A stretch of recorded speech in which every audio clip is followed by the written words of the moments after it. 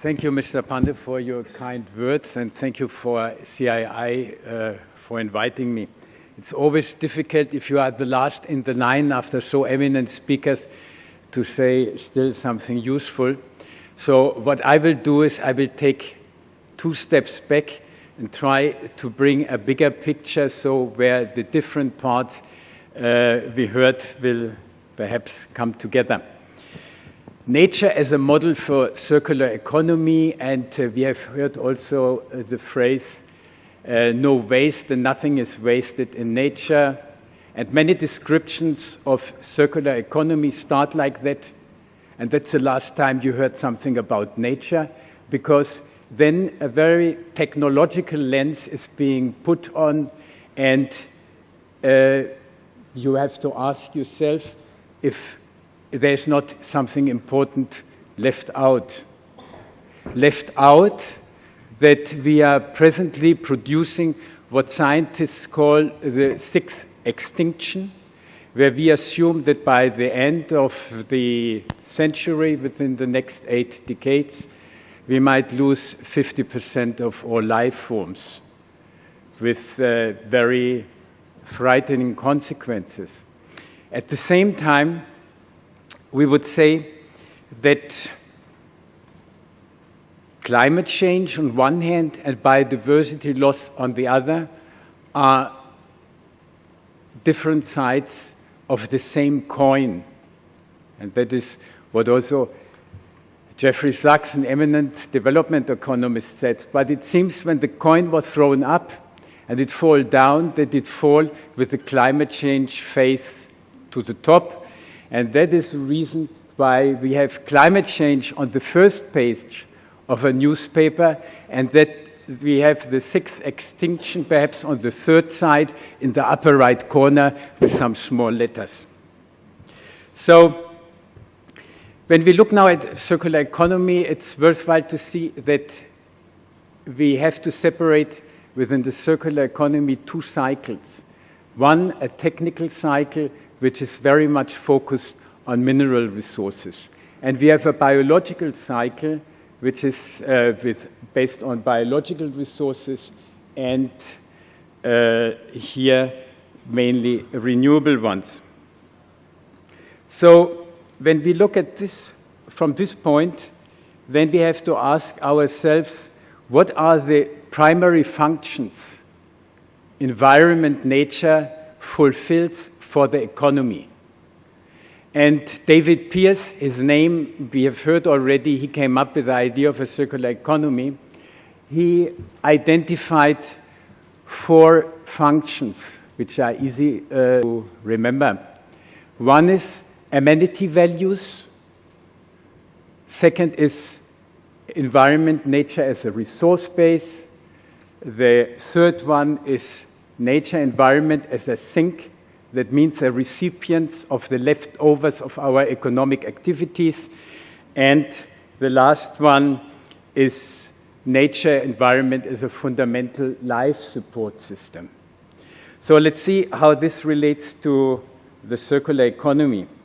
Amenity values, very clear, ecotourism is using it. And when you buy a house, then you will notice what amenity values are. If you are in an industrial area and you look to the next factory, you will definitely pay for your house less than if it's in a nice area looking out to the mountains, or you receive the morning breeze from the sea. Amenity values are being taken care of, I would assume, also in a linear economy, because it's mainly about regulation, that you maintain landscapes in a way that they can provide these values. So there might be less support from circular economy. Resource base. And this one is definitely addressed by the first principle of a circular economy: preserve and enhance natural capital. And there we see that at a national scale, we run already into problems. Because natural capital, we have hardly any accounts yet established to say what are really the stocks of these natural capitals, be it water, forestry, fisheries, agriculture. So we can't also define only with difficulty what would be sustainable flows. The best natural capital accounts that have been developed are for water, and there we see that in most countries this kind of capital we are already overdrawing. Then we are taking more than the sustainable supply. So here CI, circular economy, can help, but we know to reduce loss of forests, to reduce unsustainable use, it needs more than the circular economy, because in many parts this is an issue of governance and also socio-economic parameters. Nature is a recipient for unwanted leftovers of of economic activity. I think that's where the very strong part of a circular economy is, because they address two further principles. One is optimize resource yields, and that is valid for both cycles. So you have to try to get the maximum out of it, and you should try to have a system effectiveness in a way that you can design out negative externalities. That sounds very bombastic, but it's in reality very clear. For example, carbon dioxide, when you burn fossil fuels, is a negative externality. Nobody had paid for it, and the environment just received it, and up to a certain extent could deal with it, but not anymore. So circular economy would mean that we identify all these negative externalities, and then we change the system towards either minimizing this externality or doing away with it.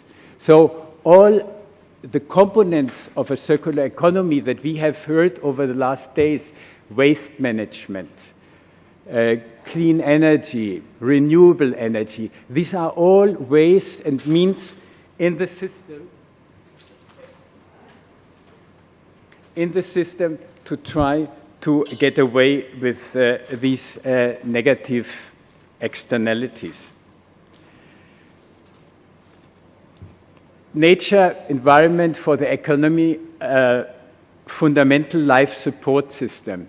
This is a very critical issue and not treated very much, because on one hand we assume that a circular economy will make contributions to it, and on the other hand we know that if we want to maintain our environment as a life support system, this would require comprehensive and concerted efforts across all sectors and across all countries.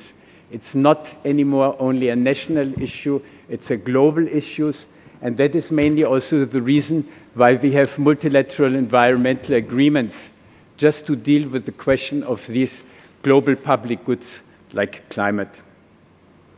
Now, what is presently happening in India, as we have heard from Mr. Pandey, GIZ operates and supports a variety of components of a possible circular economy, but until now we don't have really a holistic view in it. It's interesting that last year a study came out by the Ellen MacArthur Foundation on circular economy in India, rethinking growth for long-term prosperity, and they identified 3 focus areas for circular economy in India. One is cities and construction. It's somehow obvious, and we have even in the past days, even today, parallel, there's one on circular cities. Food and agriculture, that clearly connects to the question in how a circular economy can boost biodiversity, and mobility and vehicle manufacturing. And in all these areas, we assume that digital and technical information will be a key to reach the objectives. So we see again also what I pointed out, that the technical view in many cases dominates. I want to come to the end now, and I think about two aspects that, in my opinion, are still very important if you really want circular economy. One is that through education, we have to instill something that Jeremy Rifkin called biosphere consciousness. Environmental awareness is not enough.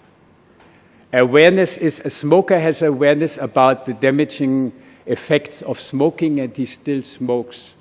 But if you have a consciousness about it, then this is where you will start acting and changing your behavior. So I believe that we need a biosphere consciousness to deal with the problems ahead. And to make the last point, and it has only arisen, I think, during the discussions once, that we have to take on somehow that elephant in the room. If we want to have, in the medium term, a real transformation to a circular economy and sustainable development, we will have to consider alternatives to the present economic system with the prevailing economic growth paradigm and consumerism as a main pillar of it. Thank you very much.